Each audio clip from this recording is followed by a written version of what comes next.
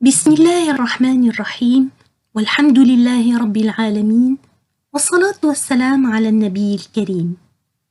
السلام عليكم ورحمة الله وبركاته. Avec vous, Dr Mouna Bouloudenine, maître de conférence de physique à l'université d'Annaba. Bienvenue dans une série d'exercices de physique destinés aux étudiants de première année Sciences de la nature et de la vie. Première série, partie B, calcul des incertitudes. Rappelons d'abord que si nous avions une grandeur physique x,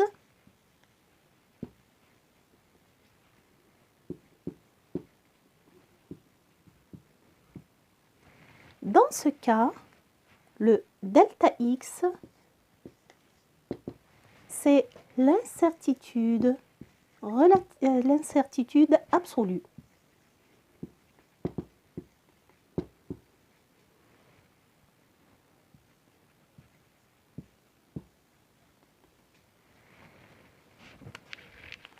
Et delta x sur x, c'est l'incertitude relative.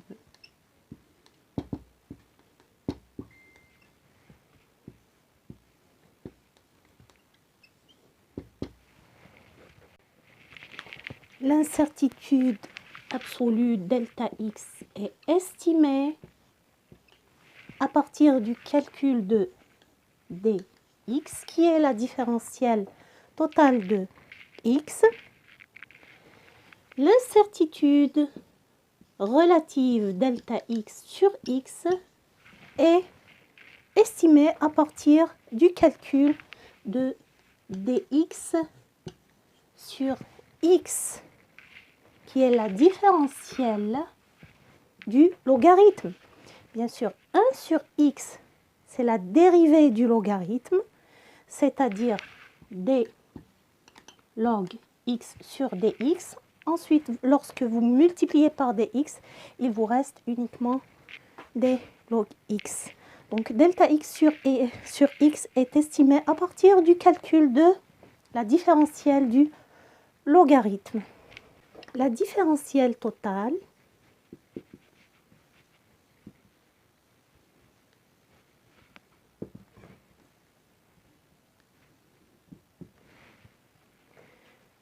d'une fonction f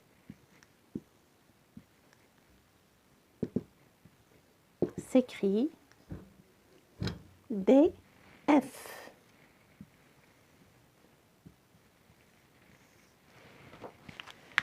Donc, si f était une fonction de, par exemple, 3 coordonnées, f, x, y, z, 3 variables, mais à condition que ces 3 variables soient indépendantes. Qu'est-ce qu'on entend par le mot indépendante? Ça signifie qu'il n'est pas possible de trouver une fonction, par exemple, x égale à gy, ou x égale à gz. On ne peut pas écrire x en fonction de y ou y en fonction de z. C'est ça la signification de variable indépendante. Si vous trouvez une fonction x, fonction de y, vous devez la remplacer dans la fonction f. Il vous reste uniquement deux variables indépendantes y et z. Alors, rappelez-vous que pour calculer la différentielle totale d'une fonction f par rapport à certaines variables, ces variables doivent être indépendantes et ne peuvent être liées entre elles par une fonction quelconque. Alors, la différentielle df, comment la calculer? C'est la dérivée partielle de f par rapport à x dx. Ce symbole signifie que f est dérivé partiellement par rapport à x en considérant y et z comme des constantes.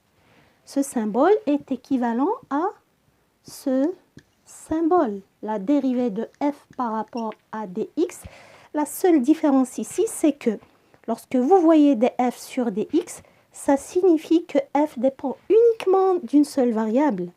Par contre, lorsque vous voyez ce symbole-là, le des rangs, ça signifie que f dépend de plusieurs variables et vous allez dériver uniquement par rapport à x, par rapport à une seule variable, en considérant les autres variables comme étant des constantes. Bien sûr, on va voir ça dans les exemples suivants. Plus, combien de variables nous avons? 3 variables indépendantes.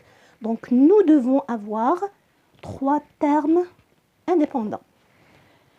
3 termes.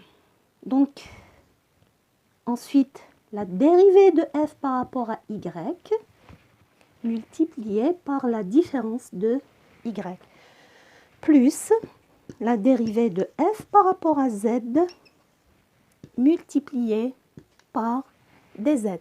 Vous remarquez ici que vous avez des x, des rangs x ont la même dimension. Qu'est-ce qu'il vous reste? Dimension de f. Même chose ici et ici. Donc les 3 termes ont la même dimension qui est celle de df.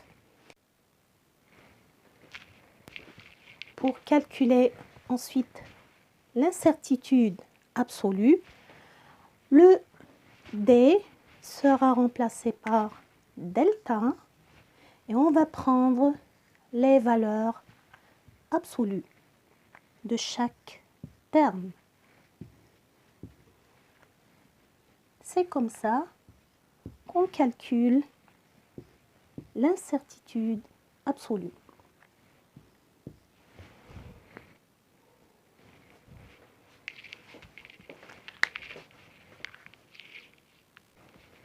Nous passons maintenant à la différentielle logarithmique de f.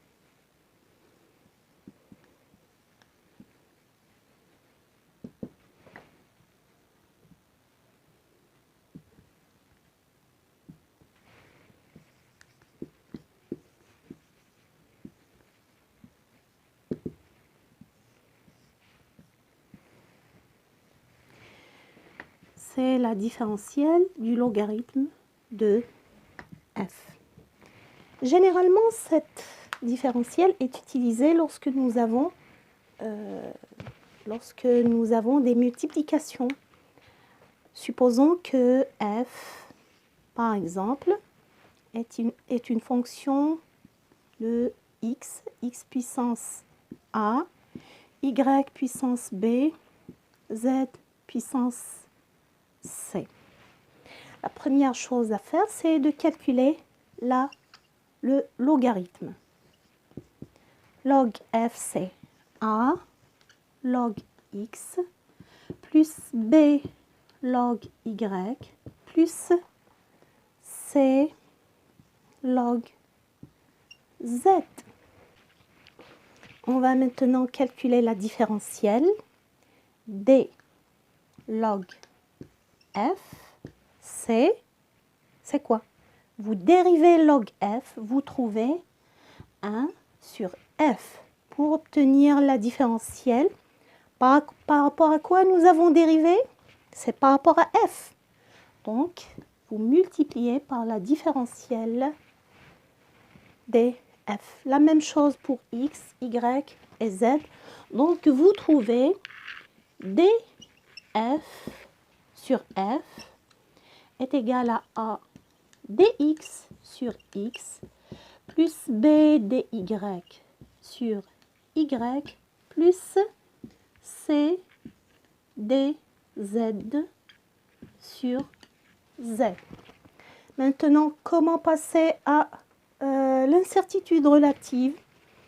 La même chose, vous allez remplacer ou substituer le d par le delta et vous prenez les valeurs absolues. Donc x sur 1, vous prenez la valeur absolue, delta x, b sur y, même chose, valeur absolue, delta y, c sur Z, valeur absolue, delta Z. Donc ainsi, lorsque vous avez des multiplications, vous pouvez obtenir directement l'incertitude relative en fonction des incertitudes absolues des variables delta X, delta Y et delta Z. سبحانك اللهم وبحمدك نشهد أن لا إله إلا أنت نستغفرك ونتوب إليك. السلام عليكم ورحمة الله وبركاته.